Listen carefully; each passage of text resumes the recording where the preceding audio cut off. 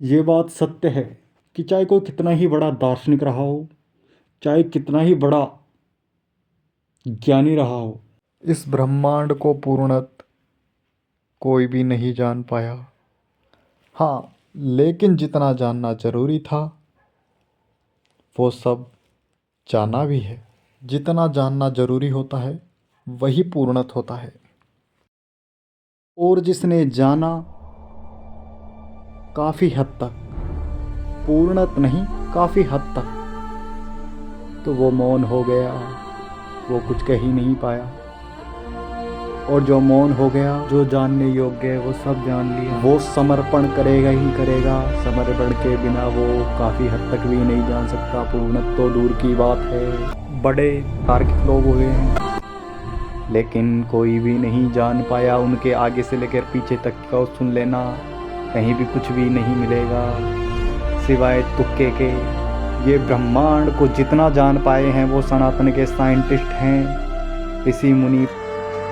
इसके अलावा यहाँ पे जितने भी लोग हैं उन्होंने भी कोशिश करी है, लेकिन पूर्णत जान लेना, ये कह देना, तो ये तो निरर्थक बात हो गई। परमात्मा को जान लेना मजाक की बात है क्या? जाना है जिनने वो बावरे हो गए भाई। और जो बावरे हुए, और कुछ उनमें से, बावरे का मतलब ये नहीं कि पागल हो गए, बल्कि भक्ति का रंग ऊपर चढ़ जाता है। बावरे का तात्पर्य ये शब्द वही समझ सकता है जो इस मार्ग पर है। बावरे का मतलब तुम्हारी दृष्टि में बावरा है वो, लेकिन वो जान चुका है कि यहाँ पे अब कुछ कहना बाकी ही नहीं है, क्योंकि ये लोग समझेंगे ही नहीं। और बड़े तप करने के बाद भी ये चीज़ समझ में नहीं आती। लेकिन ये कि तप, ध्यान, ये सारी सहायक हैं, लेकिन जानना तो सिर्फ समर्पण से ही जाना जाता है, और वो भी परमात्मा की कृपा ही से। इसीलिए तो जिन्होंने कहा जाना, उन्होंने सिंपल तुम्हें यही कह दिया कि तुम नाम जपो, क्योंकि लास्ट में तुम पहुँचोगे ऐसे ही निष्कर्ष पर। क्योंकि ज़्यादा दिमाग लगाओगे कोई फ़ायदा नहीं ही होगा। उल्टे सीधे तर्क करोगे, हो सकता है 2-4 लोग तालियां बजाएं, लेकिन तुम्हें वो चीज़ नहीं मिलेगी। इन 2-4 लोगों से वाहवाही लूटने से कोई फ़ायदा नहीं। जब जीवन तुमसे छूटता जा रहा है, तुम्हें समझ नहीं आ रहा, तालियां बजा रहे हैं, उनसे क्या रस ले लोगे तुम? परमात्मा बहुत प्यारा है, तुम एक बार समर्पण तो करो। अगर आनंद ना जरे तो फिर कहना। जिस दिन भयंकर रूप में चारों तरफ परमात्मा ही परमात्मा दिखेगा ना, उस दिन तुम्हारा जीवन धन्य हो जाएगा। जिसे बार बार परमात्मा की याद आने लगी, यहाँ उसी का जीवन धन्य है। कभी तुम लगे रहे पत्नी को खुश करने में, बच्चों को खुश करने में, पढ़ाने में, लिखाने में, तुम्हें पता ही नहीं जीवन कब चला गया, अंत में तुम रो रहे हो। ऐसे ही तुम भटकते रहे, कभी उधर कभी इधर, ऐसे सब खो जाता है, और बस पश्चाताप रह जाता है। फिर से तुम्हारा जन्म होता है, फिर से वही यात्रा दोबारा शुरू। ऐसे ही अनंत काल से तुम भटक रहे हो। तुम श्री कृष्ण जी के टाइम पर भी थे, राम जी के टाइम पर भी थे, लेकिन तुम्हारी मुक्ति नहीं हुई। ऐसा नहीं है कि तुम उन्हें जानते थे या नहीं जानते थे। भगवान श्री कृष्ण के टाइम भी सभी उन्हें भगवान नहीं मानते थे। मात्र कुछ 5 पांडव और कुछ लोग ही उन्हें परमात्मा के रूप में जानते थे। और आज भी परमात्मा है, हर छोटे बड़े रूप में वो प्रकट होता है। तुम्हारी नज़रें उन्हें पहचानने में आनी चाहिए। अगर आज परमात्मा आएंगे तो पैंट बुशर्ट पहन करके आएंगे, तुम्हें कहीं कोई अलग से घोड़े पे बैठ के आते हुए नहीं दिखेंगे, तलवार लेके हाथ में चक्र लेके आते हुए नहीं दिखेंगे। समय समय पर भगवान अपना रूप परिवर्तित करते हैं। राम जी के टाइम पर राम आए, फिर जब समय बदला तो समय और स्थिति परिस्थिति के अनुसार श्री कृष्ण जी आए। ऐसे ही विभिन्न रूप विभिन्न समयों पर प्रकट होते रहे हैं, अवतरित होते रहे हैं, और आज भी हैं। बस तुम्हें पहचानना आना चाहिए। तुम यह सोच करके पागल होते रहे हो कि आज ऐसे संत पुरुष कहाँ, आज भगवान कहाँ, ऐसे तो सब खो जाएगा। ऐसे ही तुमने अनंत काल निकाल दिए। मैं कहता हूँ अब तो जागो, अपनी ये गहरी मूर्छा तोड़ो। मैं तो कह रहा हूँ और कहता रहूँ, तुम जो ये देख रहे हो ये उतना सत्य नहीं है। सत्य तो है, लेकिन जिस प्रकार तुम देख रहे हो ये दृष्टि और सृष्टि वैसी नहीं है। ये निरंतर खुली आंखों से देखा जा रहा सपना है। हर टाइम पे परमात्मा रहा है। मैं कहता हूँ कि जो ये बोल रहा है ये भी परमात्मा है। तो तुम क्या जान लोगे? समझो, पकड़ो। मैं तुमसे काम छोड़ने के लिए नहीं कह रहा, ऐसे नहीं चलता। 24 घंटे में 48 मिनट परमात्मा को समर्पित कर दो, फिर धीरे धीरे लंबे टाइम में अपना टाइम बढ़ाते चलो। डरना नहीं है, घबराना नहीं है। धीरे धीरे आनंद बनाओ इसको, घबराहट पैदा मत करो।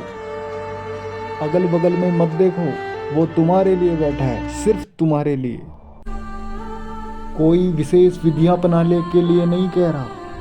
बस राम राम राम राम। क्या राम राम करने से मिल जाएंगे? मिल जाएंगे, देर कर दी, मिल गए। गरीबी है तो एक बात समझ आती है कि नहीं ले पाए शायद प्रभु का नाम, लेकिन प्रभु का नाम गरीबी में भी लिया जा सकता है। लेकिन तुम्हारे पास धन होने के बावजूद भी तुमने नाम नहीं लिया, जबकि आनंद था उसमें। तो फिर कुछ कहना भाव से ज्यादा नहीं है। समझो, जागो। कुछ मेरे को बोल रहे थे कि हम संन्यास नहीं ले सकते, तो उनके लिए कि भाई सबसे पहले संन्यास क्यों लेना है तुम्हें। और चलो संन्यास की बात है तो कहीं कुछ ऐसा लिखा भी है तो वो उस समय के लोगों के अनुसार था, जो कुछ समय के अनुसार उन चीज़ों में बदलाव होना जरूरी होता है, क्योंकि उस टाइम सभी लोग भगवत आनंद के प्रति जागरूक थे, लगभग सभी। तो सभी संन्यास लेने को आतुर थे। और जब सभी संन्यास ले लेंगे तो अन्न पैदा कौन करेगा? जो संन्यास ले रहे हैं उनके लिए भी तो अन्न जरूरी होता है। भूख सर्वप्रथम आती है। भौतिक आवश्यकता के साथ साथ ही आध्यात्मिक आवश्यकता की पूर्ति की जाती है। जब अन्न पैदा नहीं होगा तो भगवत्ता कहाँ से आएगी? कहीं ऐसा लिख रखा है तो वो उन समय के अनुसार उस चीज़ में परिवर्तन होना चाहिए। कुछ कुछ जगह पे वो ब्राह्मणों को क्यों चुना गया है? वो इसीलिए कि भाई समय के अनुसार तुम चीज़ों को समझने में थोड़े ज़्यादा एक्सपर्ट हो, तो चीज़ों में समय के अनुसार कुछ जगह परिवर्तन होना चाहिए।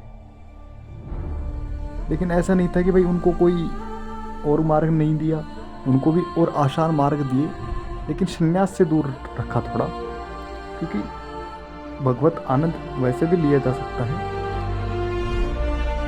लेकिन सभी की एक चक्र को ध्यान में रखते हुए हर चीज़ का उपयोग किया जाता है। इसलिए वो सिस्टम है वहाँ पे। लेकिन आज के अनुसार पूछे कि भाई संन्यास, तो संन्यास क्यों लेना है तुम्हें भाई? अरे राम नाम जपो ना और मस्त रहो, हो गया संन्यास। मन से छोड़ दो सारी चीज़ें, सारे लगाओ और बाहर दुगना प्रेम करो, हो गया काम। अलग से और क्या चाहिए? तो क्या जो संन्यास लेते हैं भगवा पहन के या साधुता रूप में, क्या वो संन्यास नहीं? नहीं, उसका अपना महत्व है। देखो वो अपनी जगह है। जिस दिन तुम्हारे शरीर से तुम्हारे प्राण निकलेंगे तो तुम्हें ऐसे लगेगा कि ये सब तो सिर्फ एक अवसर था, और ये कोई ऐसे नहीं कि बहुत साल बीत गए।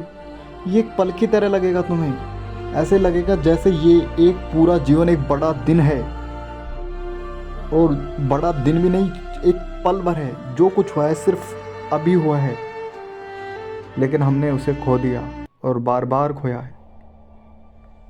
और ऐसा भी नहीं है कि आगे भी खोते रहेंगे।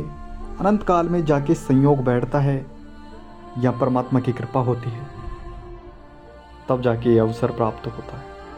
और जो मैंने पाया है वो मैं आपको सूक्ष्म रूप में बता देता हूँ कि वही करना जो तुम्हारा हृदय कहता है। बस परमात्मा को धारण कर लेना, क्योंकि मैंने पाया है और मैं फिर बोल रहा हूँ कि बहुत पछताओगे। इतने गहराई से समझा तो मैं बता देता हूँ कि जब वो चीज़ निकलती है शरीर से तो लास्ट में ऐसे लगता है कि व्यर्थता बहुत गवा दी, यानी जीवन व्यर्थ गया, अपने हिसाब से नहीं जी पाया। किसी को कष्ट नहीं देना है, जो बनना है सेवा पानी कर देनी है, लेकिन जीवन को अपने ढंग से जीने का प्रयास करना। भीड़ के चक्कर में मत पड़ना। लोग बुराई करेंगे, लोगों का काम है नहीं, ये अलग मैटर है, लेकिन ये वही लोग हैं, क्योंकि लोगों की सुनोगे तो हार जाओगे। ये वही लोग हैं, जब गुस्सा आता है और जब गुस्सा शांत होता है तो वही लोग माफ़ी मांगते हैं। ठीक ऐसे ही है जीवन पूरा, जब तक जीवन है उसको गवा देंगे और जब लास्ट में पछतावा करेंगे, लेकिन वो पछतावा आखिरी कड़ी होती है।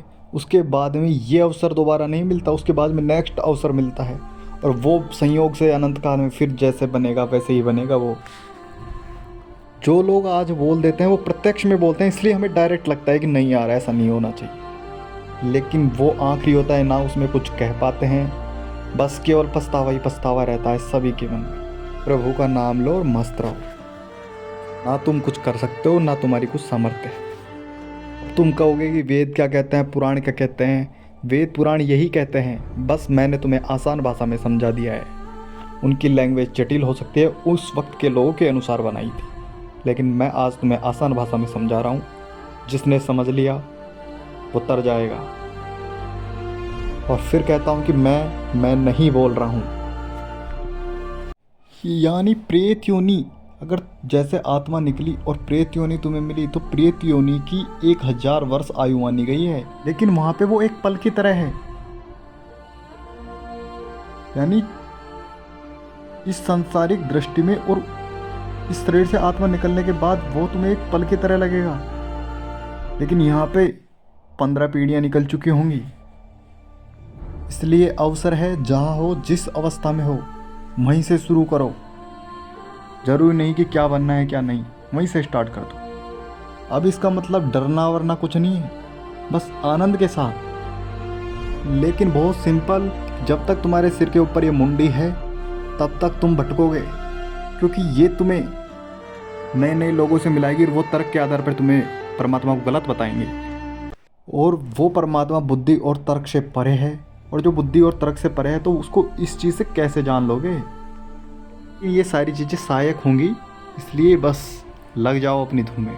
अभी तुम नीचे के चक्रों पे उलझे हुए हो, इसलिए तुम्हें ऐसे लगता है कि कैसे जिएंगे, कैसे रहेंगे। वो जो मूल है, मूल आधार, यानी जन्म जहाँ से होता है वही सर्वप्रथम वहीं पे अटके रहते हैं, और वहीं पे अटक के मर जाना तो फिर मुक्ति का मार्ग नहीं है, उससे आगे जाना है। मनुष्य हैं, क्या वापस नीचे गिरेंगे?